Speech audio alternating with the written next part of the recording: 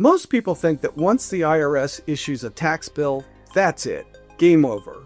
But that's simply not true. The U.S. tax court is the only place where you can challenge the IRS before paying them a dime. It's also the arena where small mistakes, missed deadlines, or poor representation can cost you everything. I see it all the time. If you've received a notice of deficiency or a letter saying you owe taxes that you don't agree with, this video is for you. Hi, I'm David W. Klasing. I'm a dual licensed tax attorney and CPA, and I've spent decades representing clients before the IRS, appeals, and especially in tax court. I've seen what happens when taxpayers try to fight the IRS alone, or with the wrong representative, and I also notice what happens when they bring the right legal help. Today, I'll walk you through how the U.S. tax court really works, what to expect at each step, and how to protect yourself before it's too late. The U.S. tax court is an independent judicial body. They're based out of Washington, D.C., but they travel across the country to hear cases. It was created so that taxpayers could dispute an IRS assessment without first having to pay it. That's what makes the system unique. There are two main types of cases: regular cases where the amount in dispute is typically over $50,000, and smaller cases. For smaller disputes, it can be faster, cheaper to go that route, but it has limited appeal rights. Both start the same way, with a notice of deficiency, often called a 90-day letter. That's the IRS legally putting you on notice that they think you owe more tax penalties and interest, and giving you 90 days to file a tax court petition. If you disagree, miss that window, and you lose your legal right to challenge before paying. They will also immediately begin the collection process. Once you file your petition, your case is assigned to an IRS attorney from the Office of Chief Counsel. At that point, the case enters a phase called pretrial preparation. This includes a document exchange, settlement discussions, and negotiations with the IRS Appeals Division to see if a resolution can be reached before having to actually attend a trial. Roughly 90% of tax court cases settle before ever going to trial, but that doesn't mean you should take the appeals process lightly. How your tax court petition is drafted, what facts are documented,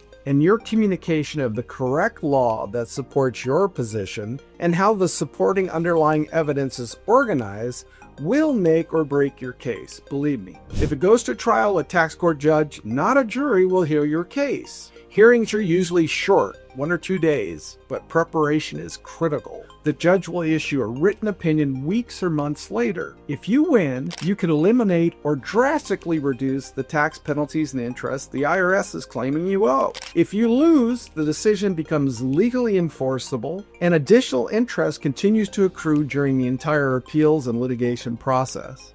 Let's talk about the mistakes I see taxpayers make all the time. Taxpayers who ignore the 90-day deadline, thinking they can talk to the IRS out of it, or continuing to talk with the IRS even after the notice has been issued. Filing a tax court petition without legal guidance, missing crucial procedural steps, or failing to make persuasive, winning arguments. Attorneys excel at persuading people. We argue the fact, we argue the law, and we show why they're on your side. Moreover, it's actually the unauthorized practice of law for your preparer to file a tax court petition, relying on accountants or preparers who don't have attorney-client privilege, leaving your flank exposed if the case turns criminal. Entering into settlements without understanding the long-term consequences, such as triggering audits for years to come. And another major issue is failing to substantiate your position before the IRS closes the appeal. Once the appeals process ends and the tax court process starts, it's too late to settle your case before incurring the most expensive part,